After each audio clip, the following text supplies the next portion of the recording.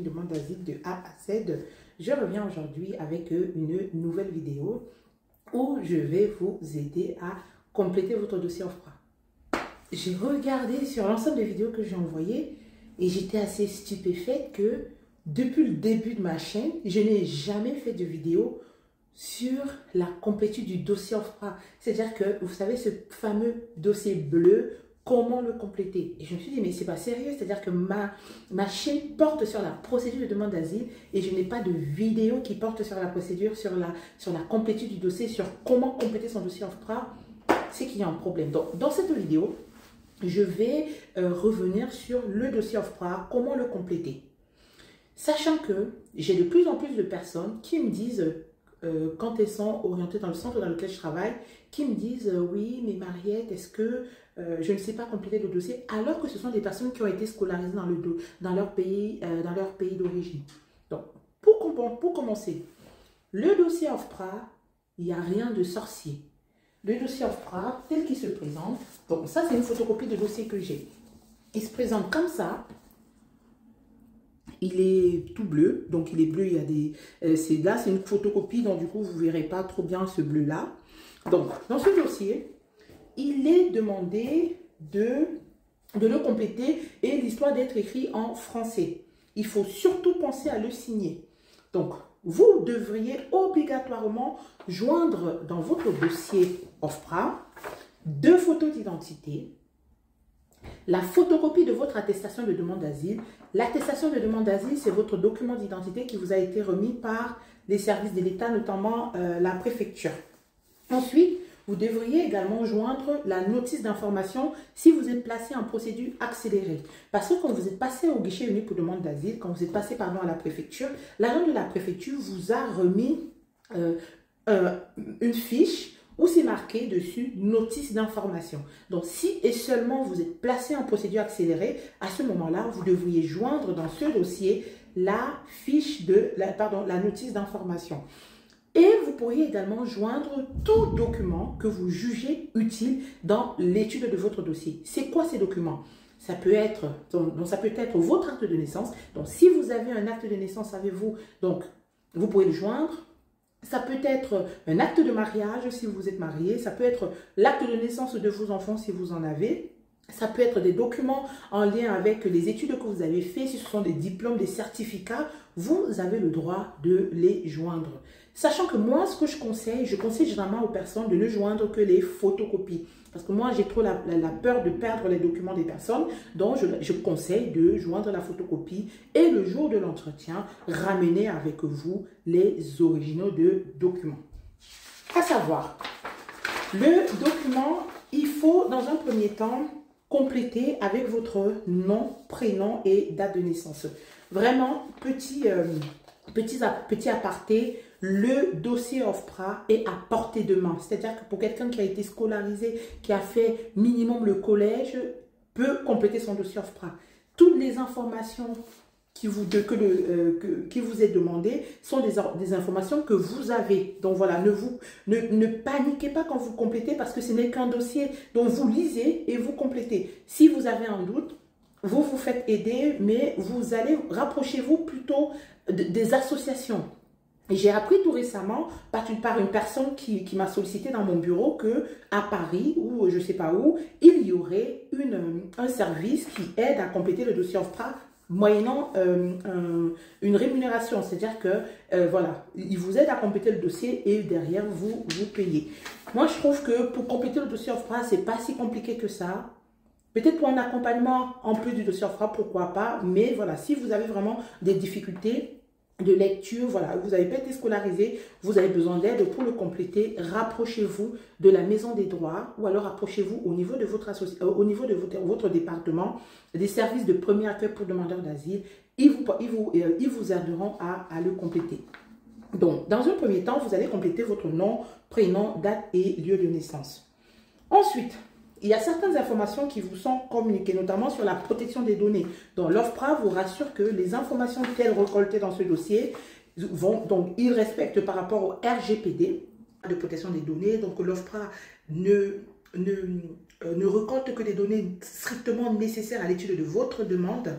Et L'OFPRA vous indique également que les informations telles qu'ils sont prélevées peuvent être échangées. Donc l'OFPRA demande votre accord, votre autorisation pour échanger des données présentes dans ce dossier avec d'autres administrations, notamment ça peut être des préfectures ou alors l'OFII.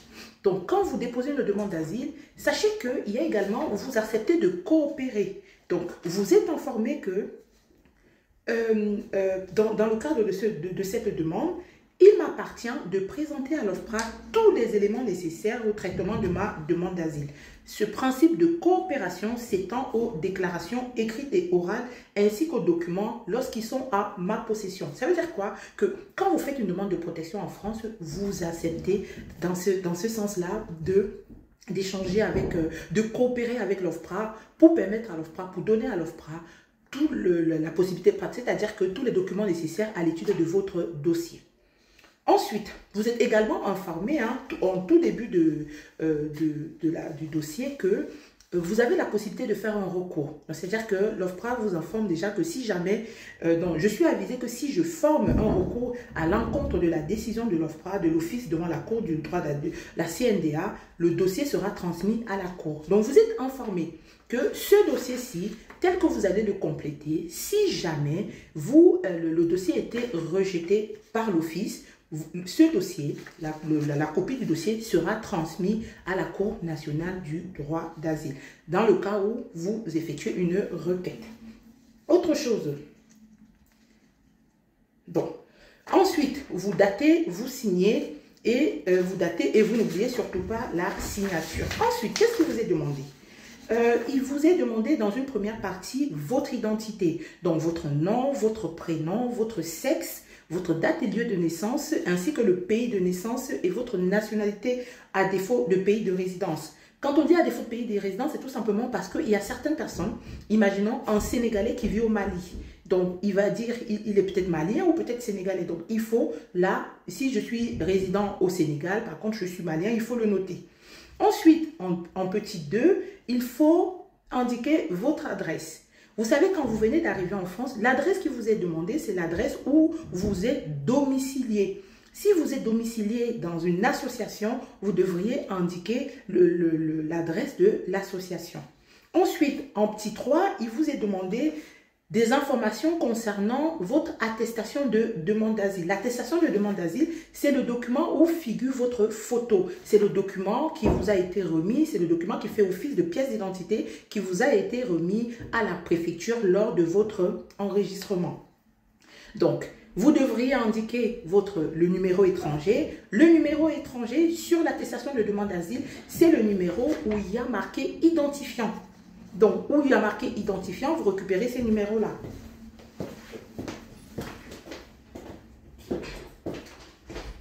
Ah, ça va? J'étais en train de faire ma vidéo, j'ai entendu un bruit, j'ai peur. Je suis pas finie. Pardon. Donc, qu'est-ce que je disais? Voilà, pardon.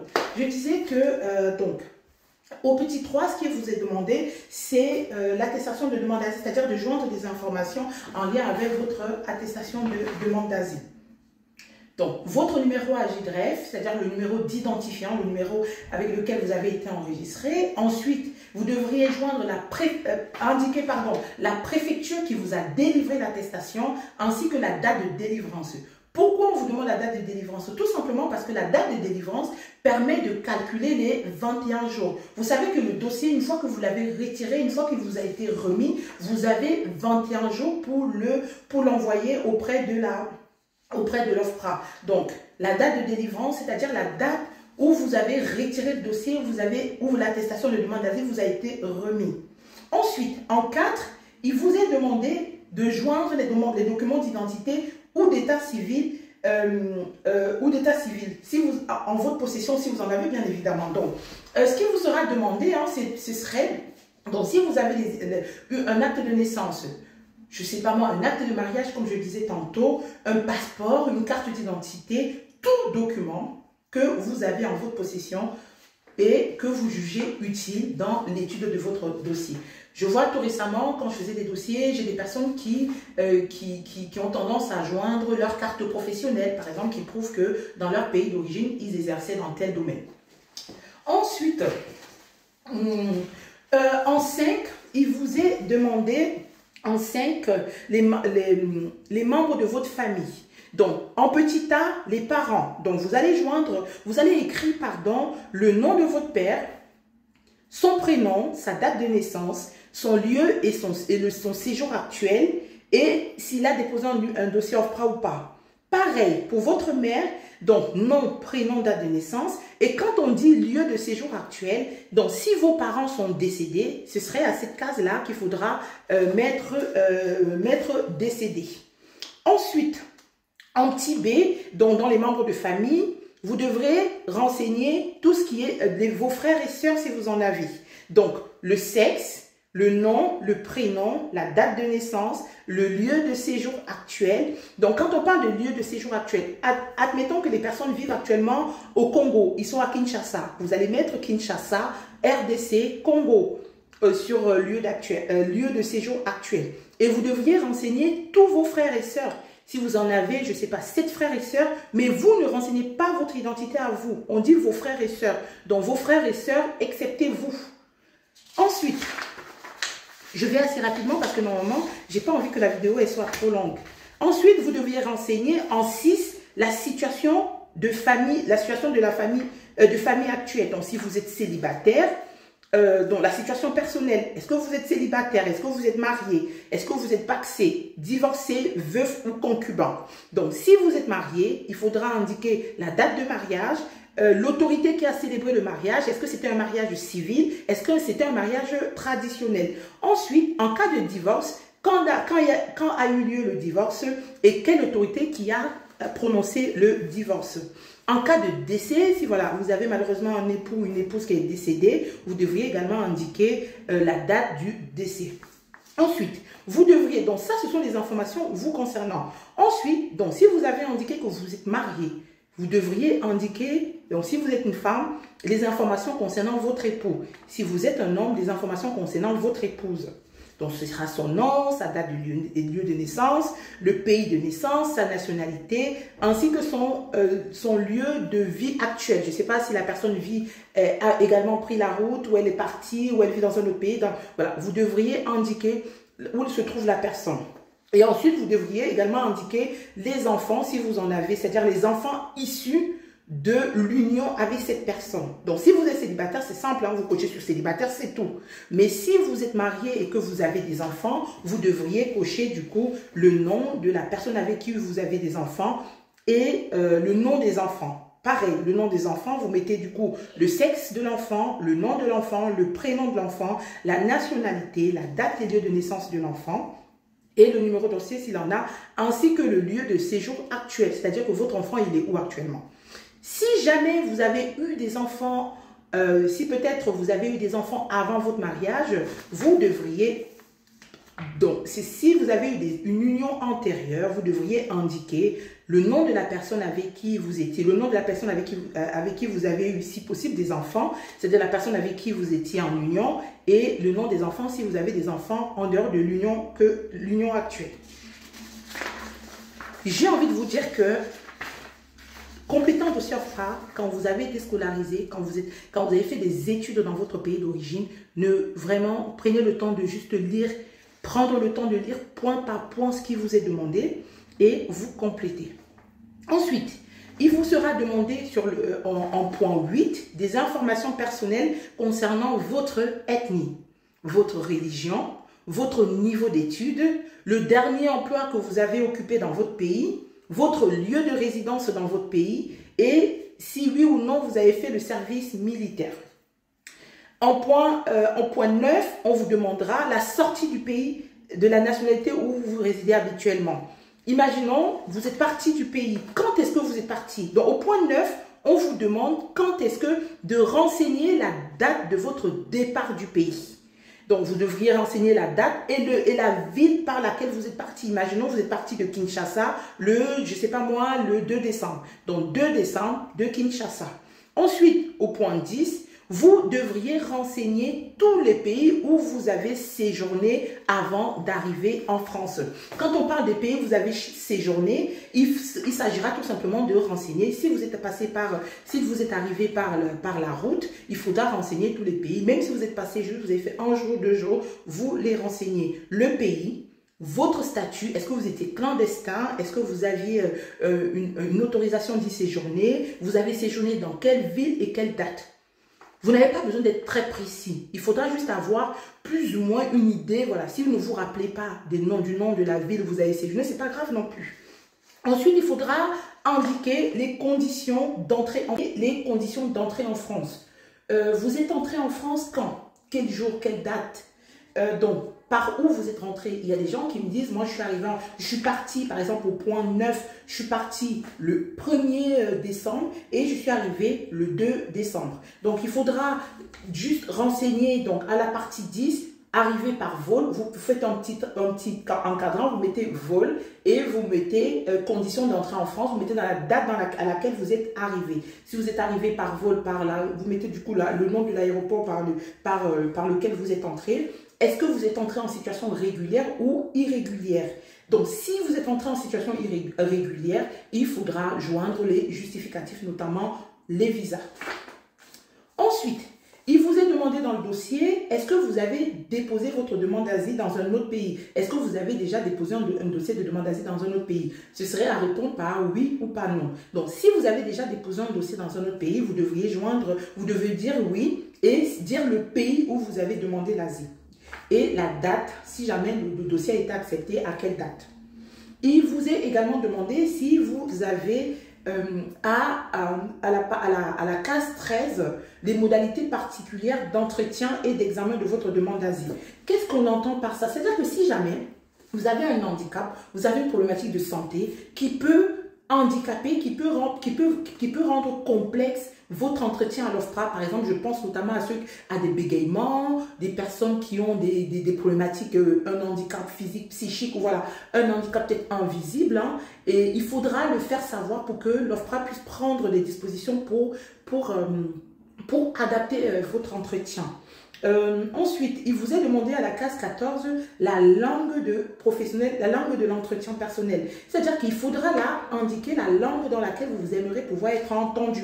Sachant que depuis la loi du 10 septembre 2018, une fois que vous avez choisi une langue, vous ne pourrez plus la changer, la modifier. La langue que vous avez choisie, c'est celle qui va vous suivre jusqu'à la CNDA. À moins que lors de l'entretien, vous justifiez que voilà l'interprète ou que c'est une langue avec laquelle vous avez eu du mal à échanger. Vous avez eu du mal à échanger. Et en dernière partie, à la case numéro 15, vous devriez exprimer, regardez, ces 2 pages hein, où vous devriez expliquer les raisons qui vous ont poussé à partir. Il ne faut compléter que sur ces 2 pages. J'ai des personnes qui préfèrent l'écrire à la main directement sur le dossier ou le taper sur l'ordinateur et la poser dessus. Donc, c'est comme vous voulez, sachant que il est demandé, hein, attendez, je vais vous dire ce qui est exactement écrit. Il est dit, pour quelle raison sollicitez-vous l'asile? Veuillez exposer par un récit synthétique les éléments essentiels de votre demande d'asile, à savoir les événements à l'origine de votre départ, les motifs de vos craintes en cas de retour dans votre pays d'origine, ainsi que l'identité des auteurs de persécution que vous fuyez. Vous devez également mentionner si vos enfants mineurs présents sur le territoire français sont exposés eux-mêmes aux mêmes craintes. S'ils sont exposés à d'autres craintes, vous devez en préciser les motifs. Donc, en gros, dans ce dossier, vous devriez présenter succinctement ce qui vous a poussé à partir pour demander l'asile en France. Pour info, ce dossier... Oui, allô? Oui, bonjour.